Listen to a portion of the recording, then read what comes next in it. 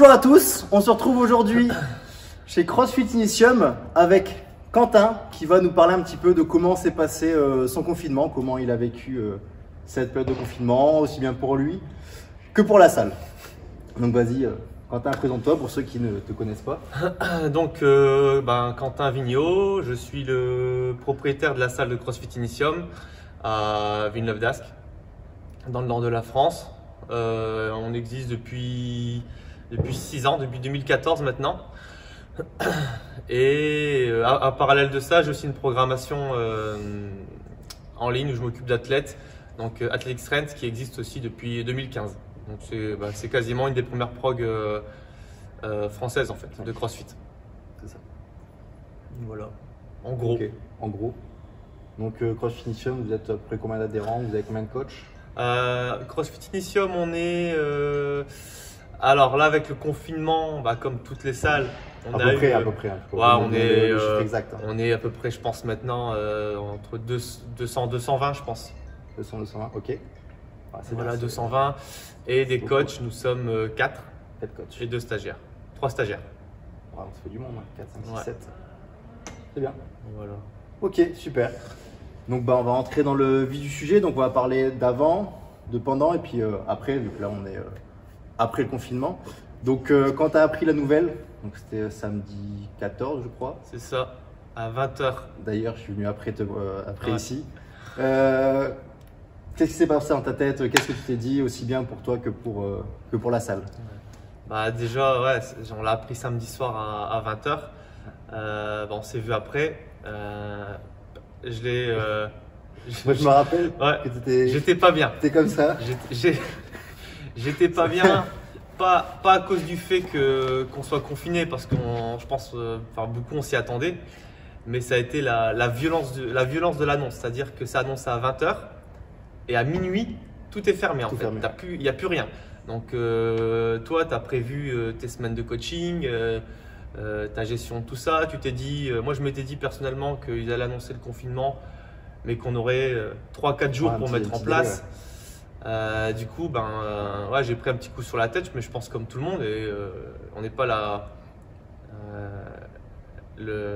on n'est pas les professionnels les plus à plaindre. Non, totalement. Mais j'ai pris un petit coup sur la tête. Et après, du coup, il a fallu réagir vite pour mettre des choses en place. Parce que vite, c'est samedi 20h pour lundi. C'est ça. Donc moi perso, j'ai mis un message du soir, je sais pas, il devait être 22h, quelque chose comme ça au groupe. Et j'ai déjà commencé à mettre des choses en place assez rapidement, dont le prêt de matériel, prêt de matériel gratuit et le coaching, les lives avec les coachs, on a commencé à y penser quoi. Donc toi, tu as prêté le matériel dès le dimanche, je crois. Ouais, en fait, dimanche à 10h, les adhérents pouvaient venir récupérer le matériel tout de suite. Donc ça a été très très vite et 90% du matériel est parti. À 11h, il n'y avait plus rien. Ouais, c'est ça. Et vraiment, on a tout prêté ici. Donc là, peut-être en arrière-fond, vous voyez la salle. Et vous voyez, dans le fond, il n'y a plus grand-chose. Il n'y a plus rien. On a tout prêté, matériel, barres, poids, les ergots, les rameurs, les skieurs. On a tout prêté, les élastiques. Il restait plus rien. Il restait un peu de barres, un peu de poids. J'avais 2 personnes qui étaient confinées ici, donc pour qu'ils puissent un peu s'entraîner. Ok, top. Par rapport à ce prêt de matériel, tu n'as pas eu de problème? Alors on te l'a rendu en mauvais état ou On a tout récupéré, on a quasiment tout récupéré là dimanche. Dimanche, lundi, un peu samedi. Non, il n'y a pas eu de problème, au contraire, je pense que les adhérents ils étaient hyper contents. Il fallait, je pense, trouver rapidement des solutions pour les adhérents pour pas qu'ils se sentent seuls.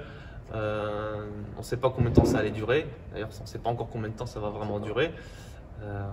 Il fallait, moi, ma priorité à ce moment-là, ça a été trouver des solutions pour les membres en fait.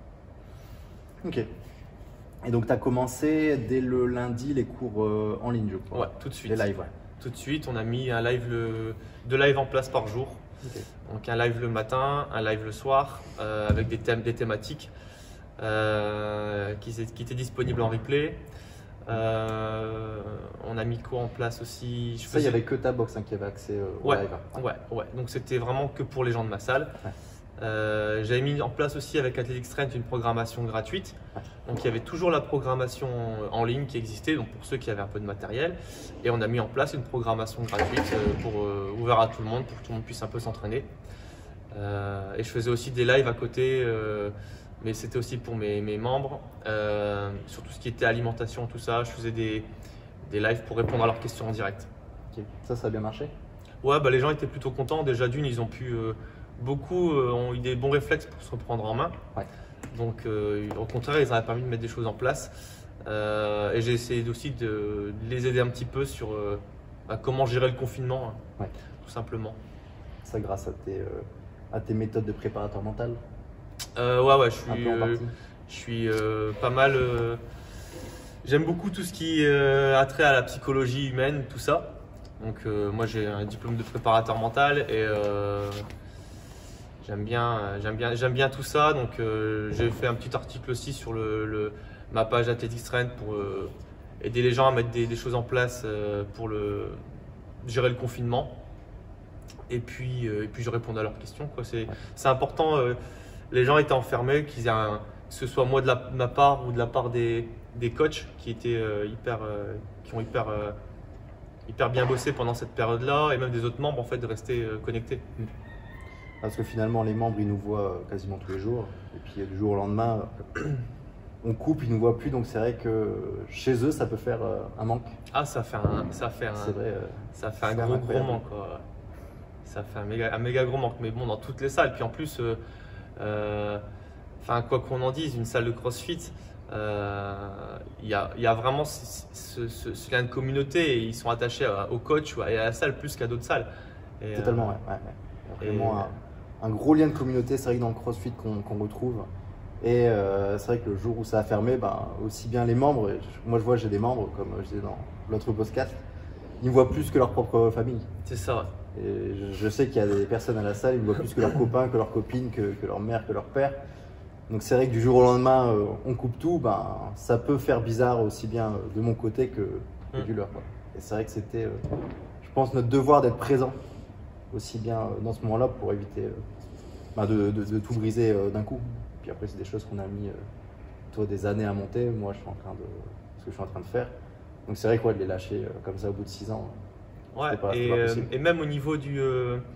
parce que tu disais que j'ai plus d'expérience dans le CrossFit. Mais justement, en fait, moi, j'ai la chance maintenant d'avoir bâti une communauté qui est vachement solide. Donc, même s'il y a eu du stress pendant le confinement comme tout le monde, encore une fois, déjà le CrossFit, on n'est pas le plus à plaindre, les salles de sport par rapport à l'hôtellerie et à la restauration, mais même moi par rapport à d'autres salles. Voilà, on a entre guillemets, avec la communauté que j'avais, on a de quoi voir venir. C'est-à-dire que moi, je pense, quand le confinement s'est mis en place, j'ai pensé tout de suite aussi à des salles qui étaient plus petites, dans le coin surtout. Et moi, je les ai contactés pour apporter mon soutien, pour essayer de trouver, même en sortie de confinement, des solutions, que ce soit matérielles ou financières, pour les aider. Parce qu'au-delà de la communauté Initium, je pense qu'on est on est aussi une grosse communauté. Et c'est important de ne pas laisser tomber les salles qui ont pas la chance d'avoir encore un socle d'adhérents derrière eux, en fait. C'est vrai.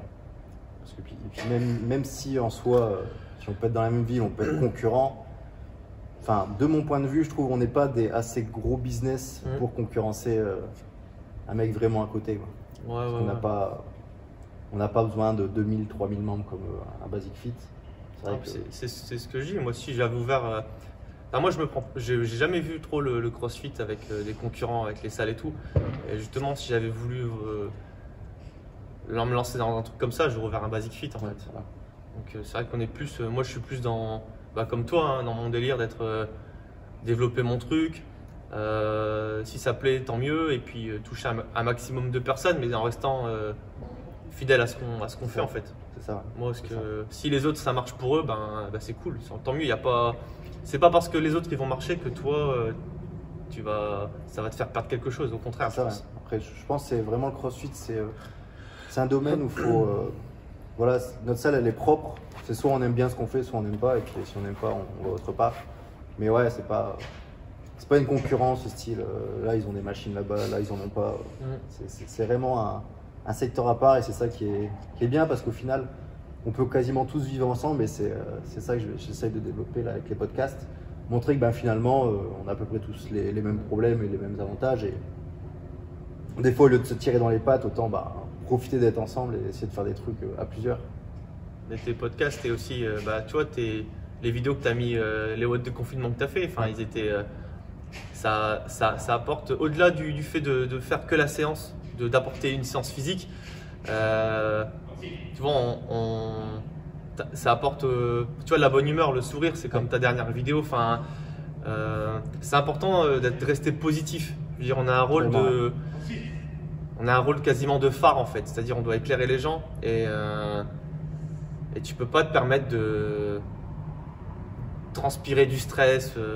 C'est ça, ouais. Tu dois rester positif. Si toi t'es pas positif, les autres ils n'arriveront pas à le rester en fait. Ah, c'est mort, ouais, c'est mort. Ouais. C'était cool. Moi j'ai vu quelques-unes de tes vidéos. C'est rigolo. Et puis je trouvais l'idée de faire des vidéos aussi, c'était un peu pareil qu'on a fait sur les lives. C'est que les coachs faisaient la séance en même temps, vu que c'était difficile de toute façon de coacher pour moi en direct. On a pris ce parti-là. Et les adhérents, voir le coach souffrir autant qu'eux. En chier, ils aiment bien. Ouais. Et puis ça les a motivés en fait. Dans ces situations-là, ça les a motivés. Moi j'ai reçu pas mal de messages justement où ça les a motivés. Ils étaient contents, ça les faisait rigoler. Moi les lives chez moi, en plus, moi j'ai des enfants. J'ai 3 enfants, j'ai un petit chien. Donc tu fais ton live chez toi. Les lives, ils étaient marrants. Ouais. Voilà, ouais. T'as le petit qui passe devant, qui danse, qui fait la séance avec toi. T'as le chien qui se colle. Il voit aussi notre tranche de vie des coachs et ça c'est plutôt cool. C'est ça, ouais. Ils voient un peu la partie entre guillemets intime et au final qui ressemble fort à eux leur vie. Donc ils se disent pas le coach il fait toujours les mouvements bien, il est jamais fatigué, il est fort. Alors que non en fait. C'est vrai, il est quand même jamais fatigué et puis il est quand même fort, attention. Voilà, moi c'est ma vidéo de demain, là, je prends cher là. Ouais. Je crois que je vais me faire créer par toute la toile du CrossFit. Je fais un 21-15-9, HSPU et candlestick, je mets 18 minutes. 21 HSPU, je mets 6 minutes. Je suis vraiment. Non mais c'est horrible. Je suis pas bon. C'est horrible. Nul. Heureusement que je suis meilleur en montage vidéo, mais bon. Ok. Donc toi, finalement, le confinement, tu l'as plutôt bien pris, même si au début, un peu de stress. Qu'est-ce que tu as mis en place, toi, dans ta vie par rapport à ce confinement? Est-ce que tu t'es formé? Est-ce que tu as fait développement personnel, la cuisine, je sais pas, des choses que tu n'avais peut-être pas le temps de faire avant? Alors, au risque de… je sais pas… Après, ça peut être rien. Ouais, j'ai pas fait grand-chose de plus. Alors, c'est pas que je fais… j'essaie d'avoir… Je suis quelqu'un qui est assez… qui est quand même assez rigoureux, qui aime bien… qui aime pas trop perdre de temps.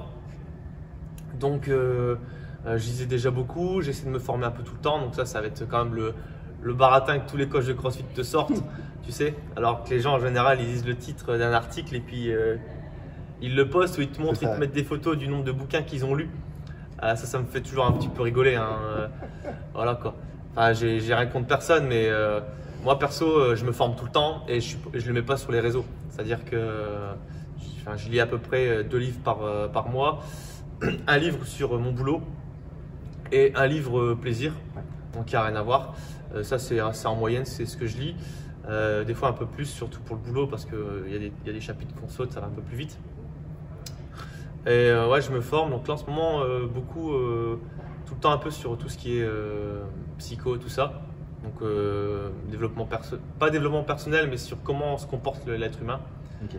Donc par rapport que ce soit à ses antécédents, à la société, le niveau social dans lequel il vit, son comportement, tout ça. Et aussi en ce moment tout ce qui est posturologie. Ok. Donc voilà, la science du mouvement, tout ça. C'est pas des trucs dans lesquels je suis hyper compétent, donc ça m'intéresse. Ouais. Et donc je le fais. Mais j'ai toujours continué à m'instruire et à lire en fait. Moi je lis depuis que je suis petit en fait. Je viens d'une famille. Ma mère elle était rédactrice, c'était une littéraire. Par exemple, j'avais lu les bouquins du bac, j'étais en 5e quoi. Et je savais même pas que c'était les bouquins du bac. Mais les bouquins, je les lisais un livre par semaine facilement à l'époque. j'ai toujours lu beaucoup, donc c'est une gymnastique que j'ai. Ouais, donc après, c'était l'habitude. Ouais, voilà quoi. Et puis, limite, c'est plus chiant de lire les bouquins sur les bouquins pour le boulot quand ça parle des fois de comportement et tout. Des fois, tu as envie de te détendre, mais c'est bien de rester un petit peu actif. Mais je me donne du temps, donc ça fait que pendant le confinement, j'ai juste essayé de régler mon habitude, modifier mon habitude. C'est-à-dire que j'avais des cases spécifiques. J'ai passé, en fait, le seul truc qui a vraiment changé pendant le confinement, c'est que j'ai passé encore plus de temps avec mes enfants. Ouais. Alors déjà à la base, j'ai estimé passer pas mal de temps avec mes gosses. Moi, j'ai aussi créé la salle pour me libérer du temps. Donc il y a des jours dans la semaine à la base qui étaient définis pour mes enfants. Et bien là, j'ai encore passé plus de temps avec eux. Et c'était cool. Donc en gros, le matin, je me levais, ça dépendait justement du petit. J'ai un petit qui a 9 mois. Donc entre 5 h du matin et 7 h. Et donc, ouais, voilà. Donc je me levais, je m'occupais du petit. Et les autres enfants se levaient aussi. On déjeunait. Le matin, c'était soit les devoirs pour les enfants et moi je bossais. Ouais. Donc essayer d'avoir les aides qu'on n'a pas eues. T'as pas eu du tout? Pas grand chose, non, à part les indemnités chômage partiel. Le reste. T'as pas eu l'aide qui pouvait monter jusqu'à 1500? Non, j'y ai pas droit. J'y ai pas eu droit. T'as fait trop de chiffres. Ouais, j'ai fait trop de business. Donc je sais plus quoi faire de toute cette oseille. Donc voilà. Donc voilà, je bossais le matin, soit ça, soit je bossais la prog. On avait les lives aussi le matin à 10 h. Et puis à partir de midi, c'était dépendant en fait de l'activité, c'est-à-dire que en fonction des annonces, tout ça, j'essayais d'anticiper un petit peu, trouver des solutions. Donc des fois je bossais, je mettais des trucs en place pour rien vu que ça changeait. Et sinon l'après-midi c'était réservé pour les enfants, donc on jouait. J'essayais un petit peu d'ailleurs de mettre des vidéos en ligne.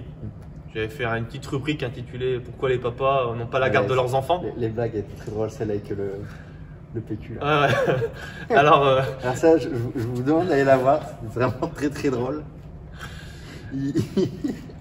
Il était sur le toilette et là t'as son fils, il vient et puis il dit vas-y tu peux aller me chercher du PQ, du papier toilette. Ouais. Et puis le fils il revient avec le rouleau et il le prend et en fait il avait du Nutella, je pense. C'est ça, c'était du Nutella. Ouais. Et il lui prend comme ça et le petit il regarde sa main et il dit mais merde c'est de la merde, c'est pas possible. Et puis il sait pas quoi faire. Il reste sérieux et comme ça il fait ah, puis il va se laver, il dit rien, il dit trop rien. Ouais. Je m'attendais pas à cette réaction. Ouais, donc en fait, je fais beaucoup c'était très drôle. Je fais beaucoup de jeux avec mes gosses. Et du coup, j'en ai mis un petit peu sur le net, pas forcément pour faire des vues, je m'en fous un peu. Mais ça permettait aussi à mes proches, à ma mère, mon père, tout ça, de voir les vidéos. Après, j'ai eu des adhérents qui ont fait un peu pareil avec leurs enfants. Donc on s'envoyait des défis avec les enfants, mais ce que je faisais avec les gosses, c'était déjà des jeux que j'avais avec eux. Ouais. Et donc qu'on a filmé. Et puis eux, ils aimaient bien passer un peu à la télé, tout ça. Ah, c'est ça. Voilà. Ouais. Il y a des jeux qu'on n'a pas pu tout mettre. Il y avait un jeu qui s'appelait le tape-fesse. Ouais. Et donc j'explique qu'à la base, ils jouent tout nus parce que c'est après le bain. Mais du coup, je ne pouvais pas mettre une vidéo en ligne avec des enfants tout nus. J'aurais fini en prison. Sachant que la fessée en plus, ouais. Il y avait la totale. Tu aurais eu des problèmes, tu aurais eu contrôle et. Mais du coup, ouais, j'ai plutôt bien vécu le confinement. En plus, je suis quelqu'un d'assez positif. Je pense qu'il faut. À partir du moment où on n'a pas de contrôle sur quelque chose, il faut. On n'a pas le choix. Ouais, c'est ça. Donc, faut laisser aller. Et donc voilà, j'en ai profité pour passer du temps avec les enfants. Absolument. Et justement, après le confinement, ça c'est une routine que je vais essayer de mettre plus en place encore. C'est d'essayer de passer encore plus de temps avec eux, donc en essayant d'avoir une journée complète ou ce genre de choses. Mais, donc voilà. Ça, à la rigueur, ce serait tes objectifs après confinement. Ouais. Qu'est-ce qui va changer? C'est ça, t'aimerais avoir plus encore? Bah ouais, là, une journée totale, parce que souvent il y avait 2 jours où j'allais les chercher à l'école et de 16 h jusqu'au soir, je les avais. Donc là, le week-end, je les avais, mais je travaillais beaucoup. Enfin, je travaillais pour préparer la prog, les administratifs, tout ça. Donc avoir une journée complète où je fais rien du tout en fait. Donc ça serait l'objectif. Ouais. Et après, j'avais des projets avant. Avec le confinement, ça a été un peu du stand-by. D'accord. Donc là, il y a le site Athletics Rennes qui va être un peu remis à neuf. Ouais. Ça, c'est avec un pote qui s'en occupe beaucoup. Sinon, ouais, il y avait beaucoup de stand-by en fait. Donc là, l'idée, c'est surtout moi de me concentrer sur la salle en fait. Voilà, ouais, c'est reprendre à fond. Ouais. Moins de dégâts possible, faire plaisir et toucher un maximum d'adhérents pour pas en délaisser. C'est l'objectif que j'ai depuis le début du confinement. Mais j'ai que ça pour l'instant. Tu as eu des pertes un petit peu en adhérents Ouais, j'ai eu. Je vais voir si ça filme toujours bien. Ouais, c'est bon. Donc, ouais, tu as eu des pertes un petit peu. Ouais, en termes d'adhérents, j'ai eu des pertes. On a eu allez, entre 30 et 40 personnes quand même, peut-être. Ah ouais, quand même. Ouais. Ah ouais, c'est pas mal. Hein. Donc j'en ai eu, j'en ai eu beaucoup dès le début. Mais alors souvent c'était des nouveaux. Ouais, ça se comprend. Donc ils sont pas trop rattachés au truc. Et après, en gros j'ai eu 30% un peu plus de 30% de pertes en termes de chiffre d'affaires. C'est beaucoup quand même. Hein. En avril, ouais. Ah, ça fait mal. Ouais. Donc ça fait un peu mal au cul. Mais bon, j'ai fait des économies sur d'autres choses. Hein. On n'a pas trop le choix. Et il y en a quelques-uns qui ont arrêté là à partir d'avril en fait. C'est-à-dire qu'ils ont pu soutenir en mars et ils ont soutenu en avril, mais ils n'ont pas pu soutenir. C'était déjà cool pour eux de les avoir soutenus. Donc du coup, moi, les lives, ils y avaient encore accès. Ils sont encore les bienvenus quand on va rouvrir. J'avais aussi de mon côté arrêté les prélèvements pour tous les entrepreneurs. Ouais, forcément. Parce que, donc j'avais pris la décision aussi. Zéro rentrée pour l'entrepreneur. Ouais, c'est ça. Donc nous, on demande aux adhérents d'être solidaires. Il faut aussi l'être dans les deux dans l'autre sens. Ouais. Donc j'ai arrêté les rabonnements. Pour Athletics Rennes, j'avais aussi arrêté l'abonnement des affiliés.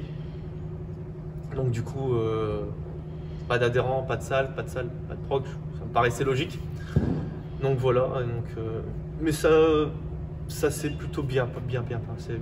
Dans l'ensemble, ça va. Encore une fois, je trouve que ça serait indécent de se plaindre de la perte de chiffre d'affaires ou de la perte d'adhérents, tout ça. Alors qu'il y en a qui peuvent toujours pas rouvrir. Il y a des salles qui se demandent encore comment ils vont faire pour ouvrir. Ah, c'est sûr, tu es dans Paris intramuros, déjà ou à l'extérieur. Ouais, déjà. C'est compliqué quoi. Ou alors faut aller dans un parc, mais c'est pas forcément évident. Ah, puis où tu as ouvert il y a moins d'un an, c'est compliqué. Hein. Ouais, quand je pense, moi je devais en ouvrir une là, avec un pote au mois de. On devait dans avril, mars-avril. Putain, heureusement qu'on l'a pas ouvert. Je pense que là, ça aurait été la catastrophe. T'avais le nez creux, ouais. En termes de business. Il a dû trouver des solutions, mais là je pense que j'aurais un peu plus bégayé que maintenant. C'est clair. Ouais, d'ailleurs, merci Arnaud d'avoir eu un enfant. Grâce à toi, on n'a pas ouvert la salle. Mais ok, donc ouais, plutôt bon confinement et objectif être encore plus avec tes enfants. Ouais. Et ça de ce fait, là tu coaches encore beaucoup dans la salle ou finalement c'est plus les autres qui coachent? Je suis souvent à la salle, j'essaie de prendre des cours, mais en gros depuis septembre dernier. Septembre 2019, j'ai mis en place un planning qui fait que je suis pas obligé d'être à la salle. D'accord. C'est-à-dire qu'à tous les cours, il y a déjà un coach. Donc si je suis là en plus, c'est cool, ça fait des rotations. Mais en fait, j'ai mis un planning en place qui me permet, moi, de plus être obligé d'aller à la salle. C'est-à-dire que je peux, entre guillemets, y aller quand je veux. Je ne suis pas bloqué par un horaire. Donc c'est pratique par rapport aux enfants s'ils tombent malades ou quoi. Totalement. C'est quand même une qualité de vie en fait. Voilà, enfin, je suis pas hyper matérialiste. Donc moi j'ai vraiment préféré privilégier ma qualité de vie avec mes enfants plutôt que rouler sur l'or. Et de toute façon, je pense que si on voulait rouler sur l'or, on aurait fait une autre activité. Donc voilà, donc là depuis août, depuis septembre, je viens en touriste un peu quand je veux. C'est bien, c'est l'objectif à terme. Ouais, donc c'est top. Ça c'est l'idée. Après j'y suis 90% du temps quand même. Oui, Quoi. puis même si on n'y est pas, ça travaille. Ouais, ça travaille. Donc, Tout le temps. mais du coup, ouais, donc j'ai une plus grosse liberté de mouvement en tout cas. Ah, c'est bien, donc ouais, donc, possible, facile de mettre ça en place avec les Ouais. enfants. Ouais. Donc du coup, j'avais aussi, ça m'avait permis aussi de développer plus Athletic Strength. J'essaie de me rendre dans les salles, les affilier un peu régulièrement. Donc là, c'est quand même été coupé avec le confinement. Mais développer un peu plus la partie compétitive. Mais, et me libérer du temps. L'idée, c'était justement de pouvoir développer des projets à côté aussi. Quoi. Ouais, forcément. Et d'ailleurs, les athlètes que tu as qui suivent Athletic Strength mais qui ne sont pas ici, est-ce qu'ils ont réussi à s'entraîner ou est-ce qu'ils t'ont posé des questions ou est-ce qu'ils ne savaient pas trop comment faire pendant le confinement? Est-ce qu'ils ont réussi à suivre la prog ou alors ils n'avaient plus de matos donc ils suivaient la prog sans matériel? Non, pour les athlètes,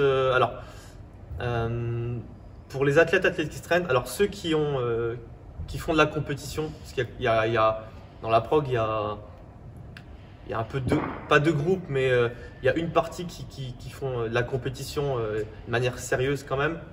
Donc eux, ils ont été demandeurs, donc il y avait toujours la prog qui tournait. Donc à savoir qu'il y avait une prog de 2 sessions par jour, comme d'habitude, qui est restée en place. Je m'étais posé la question qu'elle reste en place ou pas, parce qu'au final, il y a eu, je sais pas, j'ai dû avoir 10% de mes c'est ce que des membres en fait. Il n'y a pas beaucoup de monde non, il n'y a personne. qui a pu la faire. Des fois, j'avais l'impression de l'écrire pour personne en fait. Moi, je sais que je l'ai donné à des membres qui me l'a demandé. Mais je voyais sur tous les WOD de la semaine, donc sur 10 WOD, c'est ça. Il y en a un, s'il y avait de la soba qu'ils ne pouvaient pas faire, ou alors dès qu'il y avait de l'ergo, ils ne pouvaient pas parce qu'ils n'avaient pas l'ergo, ou alors ils n'avaient pas bas, ou ils n'avaient pas assez de poids.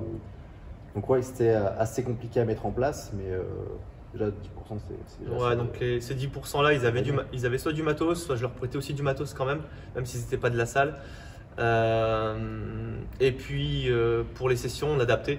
C'est-à-dire que des fois, je leur créais des sessions spécifiques pour eux, par rapport au matériel qu'ils avaient, qui était en lien avec ce qu'on voulait travailler et le matériel qu'ils avaient et les qualités faiblesses. Donc ça, je le faisais aussi.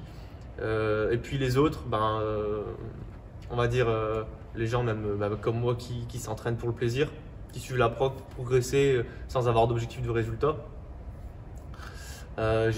J'ai eu beaucoup moins de nouvelles. Alors j'ai eu beaucoup de gens qui mentionnaient sur les réseaux, donc ça me permettait de les suivre, voir un peu où ça en était. Mais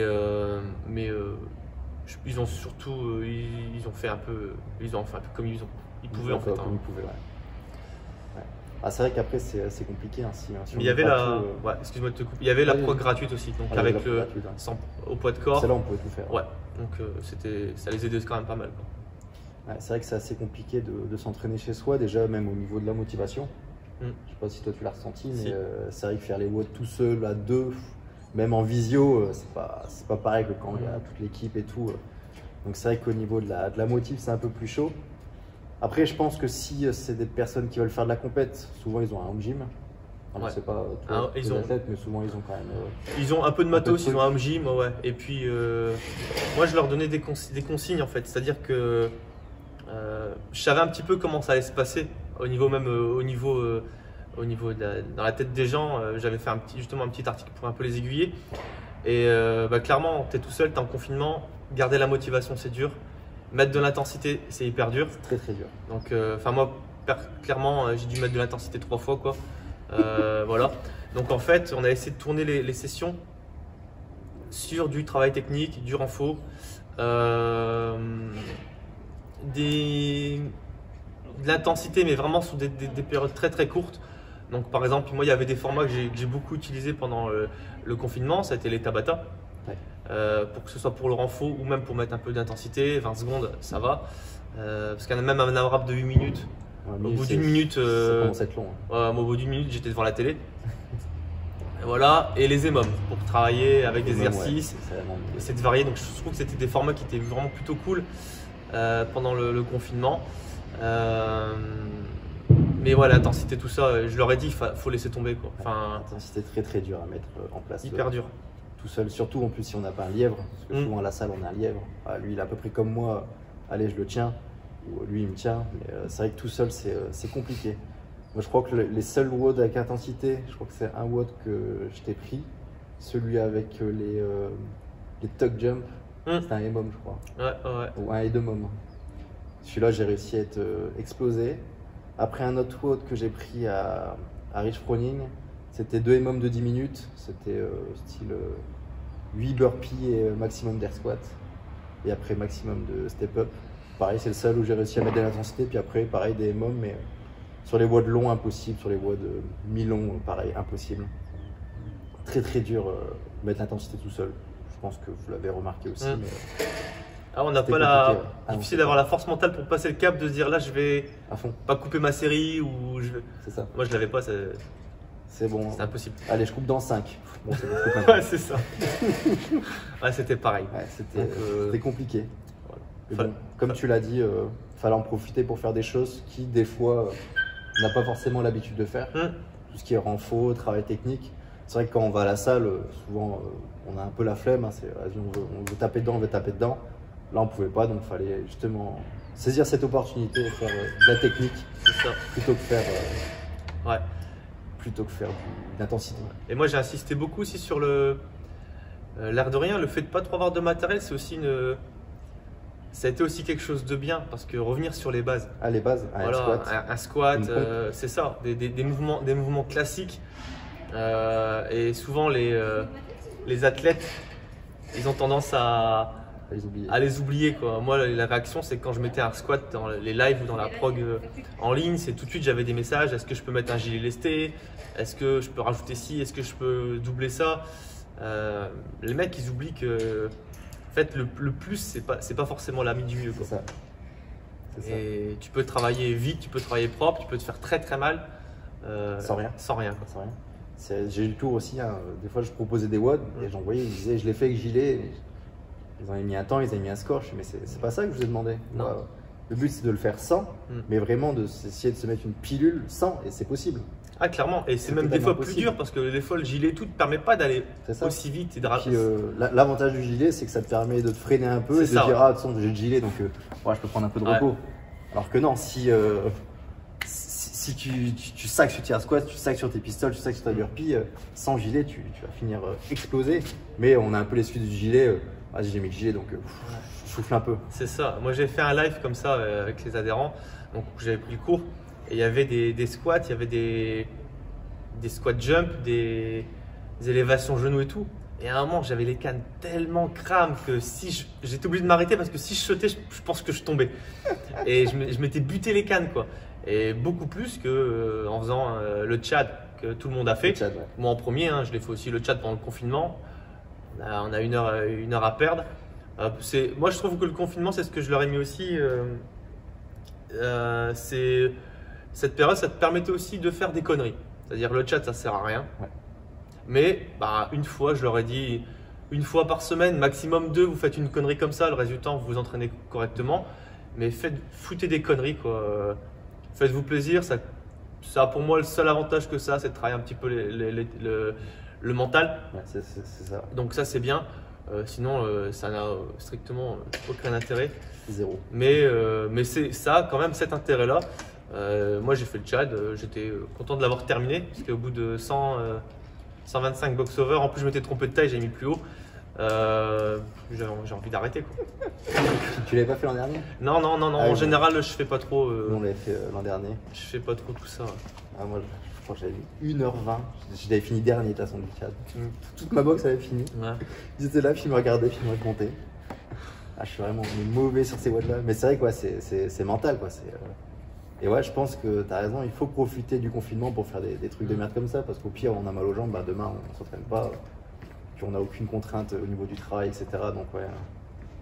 Non, c'est pas. Ouais, et puis il y en a que je faisais aussi avec Stéphane Pimon de CrossFit Filature. Donc on s'était donné rendez-vous par visio. Et on avait fait quoi? On avait fait aussi je crois on avait refait un SMI. Ouais, j'allais dire, t'as pas fait du rameur. Ouais. Si, on a refait un SMI au rameur. On avait fait ce genre de truc. Donc en plus, ça permettait un peu de se tirer la bourre, mais de se motiver parce que c'est des choses que je ne ferais pas tout seul forcément. Ouais. Donc c'était l'occasion. Donc ça permettait de se rapprocher aussi de certaines personnes. C'est ça, fallait profiter aussi du confinement pour se rapprocher. J'avais pensé à faire un Ironman avec ski, vélo et rameur, mais quand j'ai vu le temps que j'avais passé sur le vélo, Je ne le ferai pas tout de suite. Non, c'est clair. Et je me suis dit que j'allais pas avoir cette de batterie pour filmer mes 6 heures de vélo. On avait fait le marathon à Noël. Avec les adhérents. Marathon rameur. C'était horrible. Ça, j'en ai 2 qui l'avaient fait. Ouais. Moi, je l'ai fait en vrai, à la course. Ouais, j'ai vu, je suis, ouais, je sais. Ouais. C'était dur. Tu m'étonnes. Bah, en soi, c'était. Mentalement, ça allait. C'est juste que j'avais mal aux jambes en fait. Je suis trop gros, je cours pas. Faire un marathon, c'est un peu débile.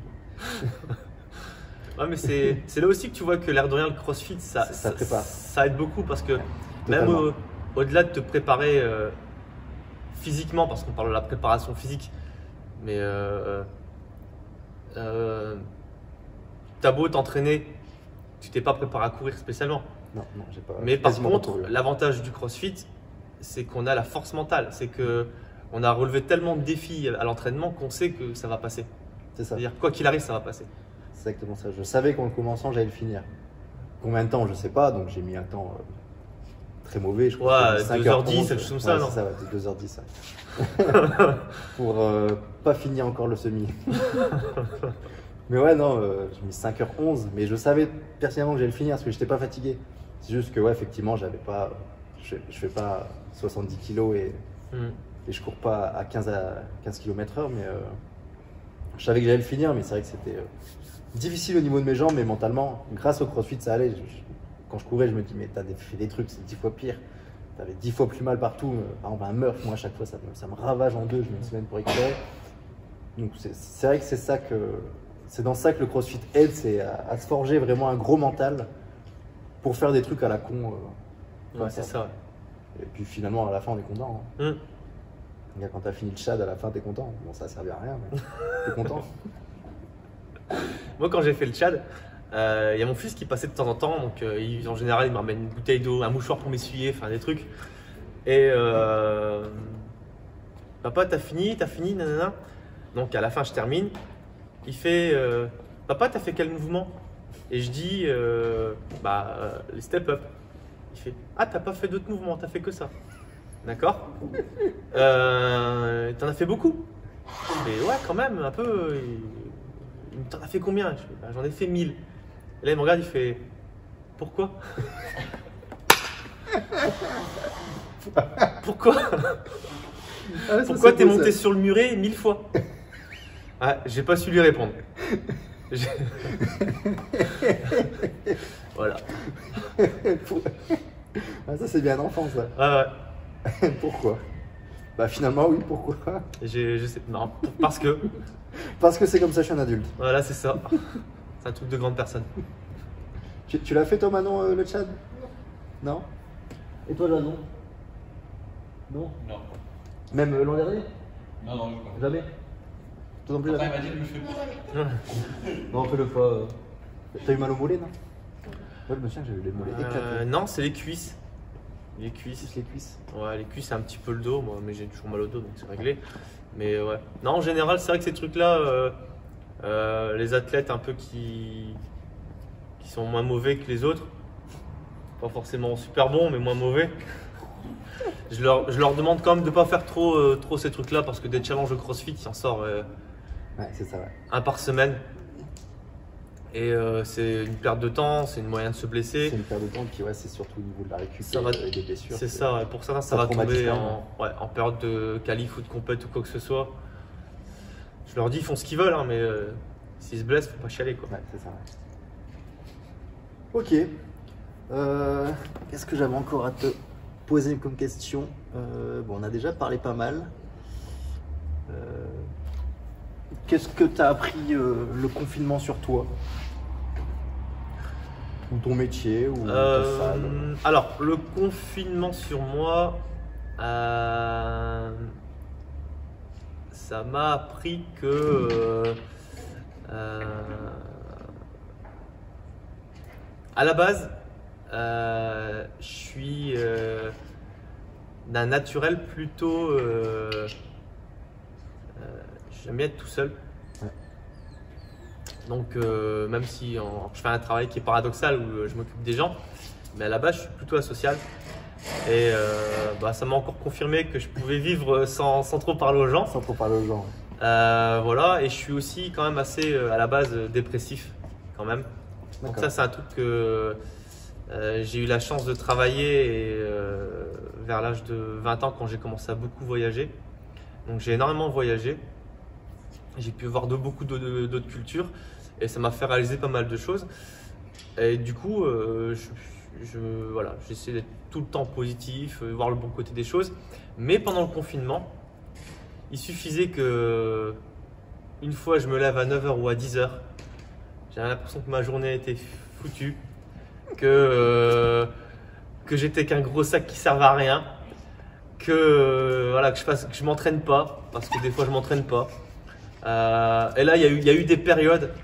Il y a eu des périodes là, par exemple, clairement la dernière semaine, j'ai dû me nourrir que de frites et de pizza quoi. Ça a été là, le retour à la salle a été urgent. Ah, tu pourrais t'adhérer chez CrossFit Badass. Ah, j'espère avoir ma carte un jour.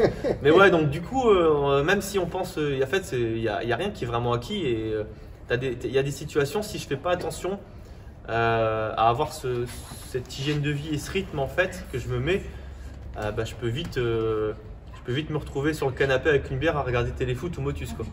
Ah, finalement t'es un mec normal. Je suis ouais.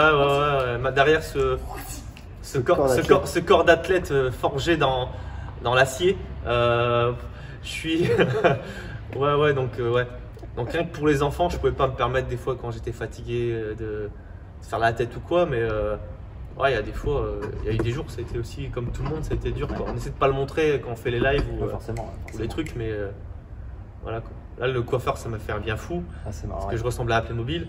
Ah, d'ailleurs, c'est pour ça qu'on a fait la vidéo aujourd'hui. Parce qu'il voulait absolument aller chez le coiffeur. Je suis allé chez le coiffeur hier. J'ai fait 1 heure de queue à shampoo. Ça valait le coup. Donc voilà quoi. Excellent. Mais ouais, c'est surtout ça que ça m'a appris. Ouais. Ok. Des dépressifs, ça je savais pas. Bon, c'est un petit peu. Je faisais beaucoup la gueule. Un petit peu, ouais. À l'époque, quand j'étais plus jeune et que je faisais du sport en compète, donc moi j'ai fait du badminton. Si au début de ma carrière, si ma compète le week-end s'était très mal passée, je pouvais faire la gueule et ne parler à personne jusqu'à la prochaine compétition. Ah ouais, il y a du temps quand même. Mais vraiment. Je sais pas c'est quoi les championnats j'en faisais heureusement régulièrement, mais je pouvais vraiment ne parler à personne, juste m'entraîner, faire la gueule toute la semaine. Donc jusqu'à toute la semaine où ça durait encore. Donc j'étais. Quand même. Ouais. C'était compliqué. Ah d'accord, maintenant je comprends alors des comportements que tu as déjà eu, d'accord. Donc voilà, okay. donc j'essaie de faire attention. Ok. T'as découvert quoi? Cette face de ta personnalité que je ne connaissais pas. Non mais c'est important de voyager. Franchement, moi j'ai pris une claque dans la gueule quand je suis parti en Asie pour le sport justement et un peu pour le boulot. Et voilà, voir des gens qui ont même pas d'eau potable chez eux, avoir le sourire. C'est ça. Quand toi tu chiales parce que t'as pas les dernières chaussures. Ça, ou parce que la DSL il bug. C'est ça, ouais. Donc, quand je suis rentré, j'ai décidé de plus jamais me plaindre, d'être cool avec mes proches, de sourire, des choses que je faisais pas naturellement. C'est ça qui est important dans les voyages. Moi, pareil, j'ai un peu vécu la même chose. J'ai voyagé beaucoup et je me suis rendu compte que on n'est pas si malheureux que ça. Clairement. Ouais. Même si on peut se plaindre des trucs à la con, mais souvent on se plaint vraiment que de trucs à la con. Et c'est ce qui est dommage, et on se bride sur des choses, alors que en vrai on est heureux. On vit en France, c'est un beau pays. Mais on a des ornières en fait. On est bloqué sur des idées. On veut tout contrôler, mais en fait on se prend la tête pour des choses de toute façon qu'on peut pas contrôler. On peut rien faire. En confinement, on peut rien faire. On fait avec. Donc autant bien faire avec que de se prendre la tête. Voilà quoi. Tu n'as pas les dernières pompes, mais est-ce que c'est essentiel? Est-ce que c'est essentiel d'avoir 15 paires de nanos? Non. Je suis pas sûr. Moi perso à 11, je m'en sors très bien. C'est-à-dire ça c'était les nouvelles, ça c'est les 8 là. Ça c'est les 8. Ça a été le petit plaisir des Strength in Depth. Je les ai achetés mais c'était pas la bonne taille. Je les ai renvoyés. Elles sont top. C'est les Nano 9 je crois celle-là. Les Nano 9 super. Voilà, pour pas faire de pub, j'ai aucun compte avec Reebok, mais les nanos, elles sont top. Ça va faire des vues, c'est un petit chien comme ça. Ouais, c'est le nouveau chien de la salle. C'est le nouveau chien de la salle, C'est le chien de Manon. un Roxy. Ça dérange pas s'il passe sur YouTube? Non, ça ne dérange pas. Est-ce qu'il va toucher ta argent? Bah, faut déjà que j'en touche moi, puis après on Ouais. verra. Déjà, je t'avais demandé, c'était par rapport à. Ah, c'est prévu, t'inquiète, j'ai une enveloppe. D'accord, merci. C'est gentil. Roxy, tu fais coucou à la caméra? Fais un check, Roxy. Montre que tu t'es éduqué. Hop, allez hop. Ok. Bah là déjà, je pense que ça fait déjà pas mal de temps qu'on raconte des histoires. Est-ce que tu as quelque chose à rajouter? Moi j'ai eu tout ce dont j'avais besoin. Tiens, un peu le prochain. Roxy, Est-ce que tu as quelque chose à ajouter, un point que tu voudrais développer ou quelque chose Alors, que tu veux faire savoir? quelque chose. Peu importe. Non, mais là, on a parlé beaucoup dans les médias que le après-confinement, ça allait changer, tout ça. Moi, pour ceux qui me connaissent, j'ai aucun amour pour cette société qui me dégoûte en fait. La société de consommation, même la nature même des gens, c'est aussi beaucoup pour ça. Et je pense que plus je l'étudie, plus elle me dégoûte. Alors, je sais pas si je devrais vraiment continuer à étudier l'homme, mais ouais, c'est compliqué. Mais franchement, si vous devez retenir quelque chose de cette partie-là, c'est qu'il y a vraiment beaucoup de choses à faire, il y a beaucoup de choses à vivre, on peut être heureux et essayer de faire ce que vous aimez, pas vous prendre la tête. Votre boulot, il vous plaît pas, il n'y a personne qui vous a obligé. Alors je sais que c'est des discours qui sont faciles, mais ça, je vous dis pas de quitter votre boulot, mais de commencer à réfléchir à des solutions alternatives. D'accord. Moi, avant d'ouvrir ma salle, j'ai fait d'autres boulots, j'ai fait des petits boulots, j'en ai chié, j'ai galéré. Il y a eu des périodes où c'était cool, il y a eu des périodes où ça a été dur. Mais restez pas à vous focaliser, à vous morfondre en fait. C'est-à-dire que peut-être que vous pouvez commencer déjà à faire germer une graine de quelque chose qui va se mettre en place dans quelques années. Et ça, c'est possible, hein, que vous ayez fait des études, que vous n'ayez pas fait d'études. Moi, clairement, encore une fois, je n'ai pas à me plaindre. J'ai eu la chance d'être issu d'un milieu où mes parents ils m'ont toujours aidé. J'ai fait des études, j'ai pu voyager. Je sais très bien que j'ai toujours eu des proches qui ont été là pour m'aider. Mais ça ne m'a pas empêché de prendre mon chemin, de faire des choses qui étaient risquées, comme ouvrir une salle quand des salles de CrossFit, il n'y en avait quasiment pas en France. Mais de faire germer ça en fait, c'est-à-dire que faut pas rester, faut pas attendre qu'il se passe quelque chose dans votre vie en fait. Vous êtes acteur de votre vie et il faut vous prendre en main et il faut faire. On n'a qu'une vie, il faut en profiter. Peut-être que je parle comme ça parce que je viens d'avoir 40 ans et que Ah oui, c'est d'ailleurs, ça y est, ouais. En retard. J'ai atteint la moitié de ma vie la plus T'es cool. en Master Plus. C'est ça, maintenant mais c'est important, franchement, profitez. Peut-être que vous ne faites pas des choses qui vous plaisent maintenant, mais si vous ne les faites pas, c'est qu'il y a peut-être une obligation pour vous permettre de faire d'autres choses.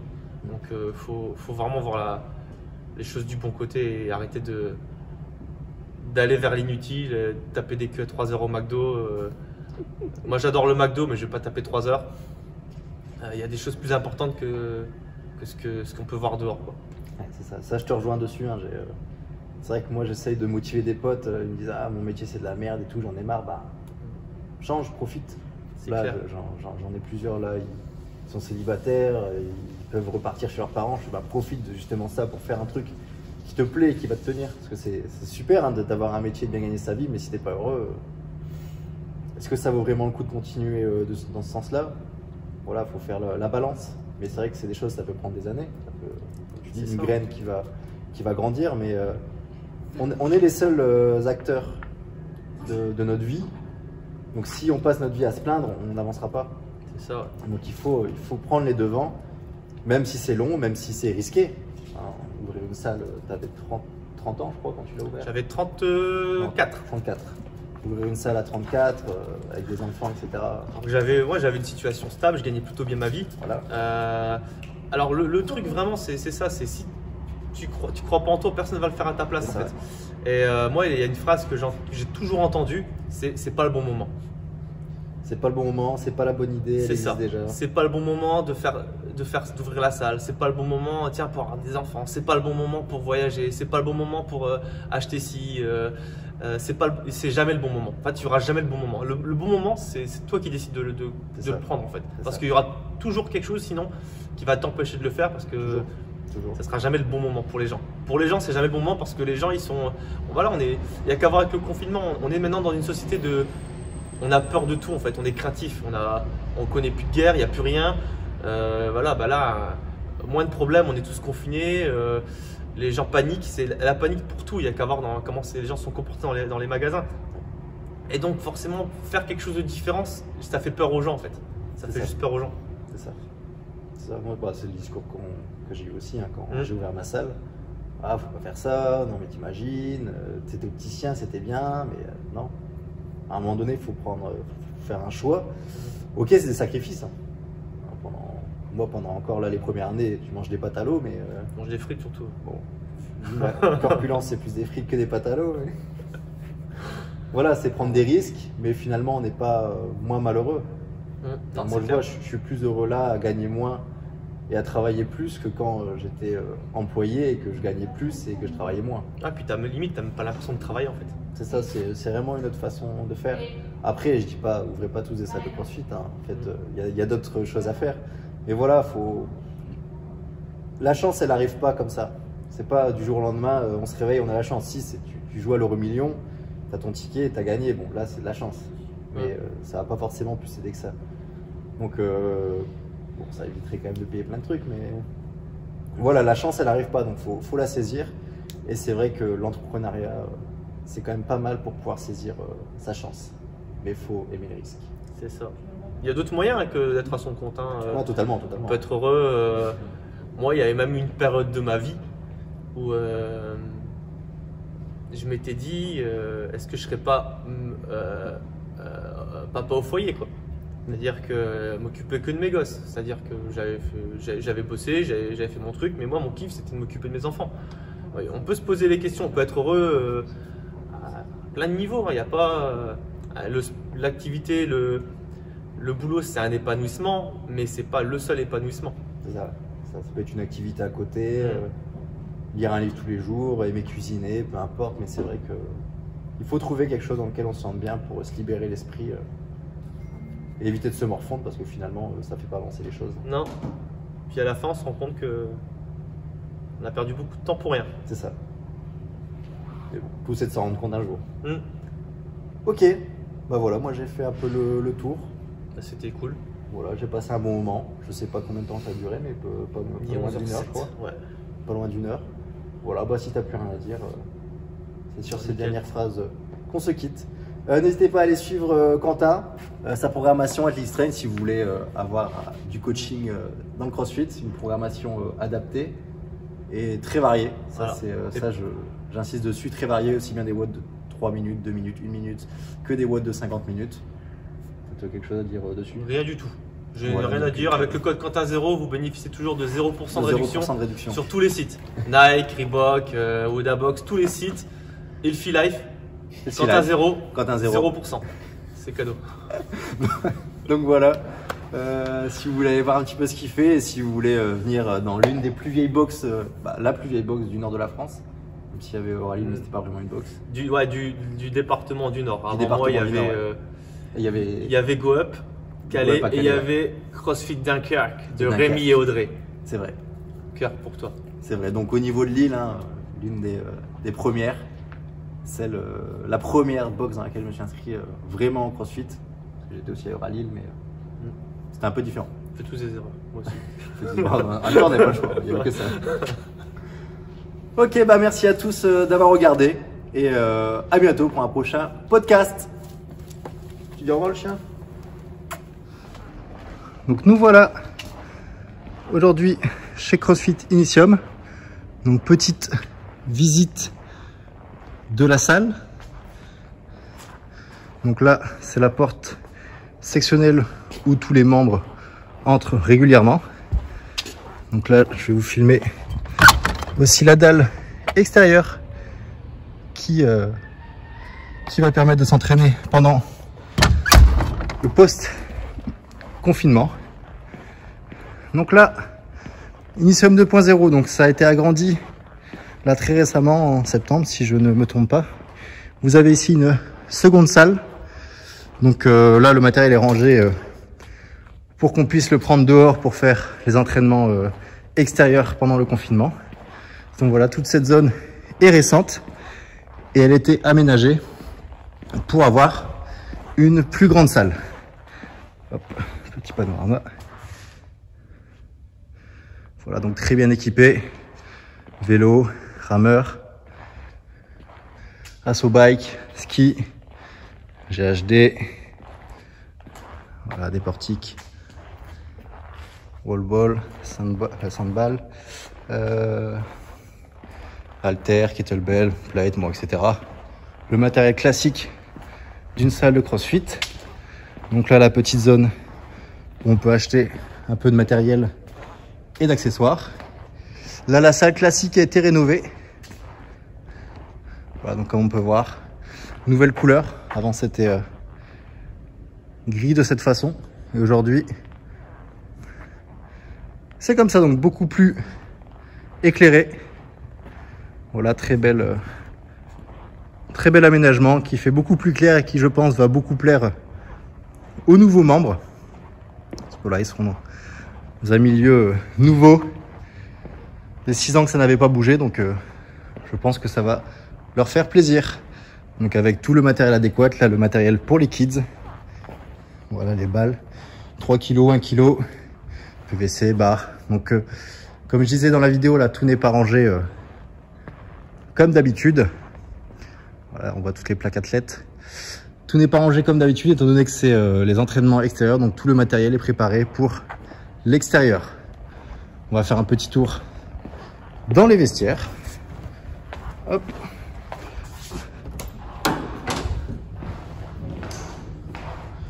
Avec la automatique. Donc là, pareil. Des vestiaires très propres, carrelés. Donc vraiment tout pour vraiment bien s'entraîner. Et il y a la même chose chez les femmes. Hop. Donc vestiaire femme. Il y a exactement la même chose. Voilà. Donc très belle structure, l'une des plus vieilles. Très belle structure, l'une des plus vieilles au nord de Paris. Comme on l'a dit tout à l'heure avec le CrossFit Dunkerque.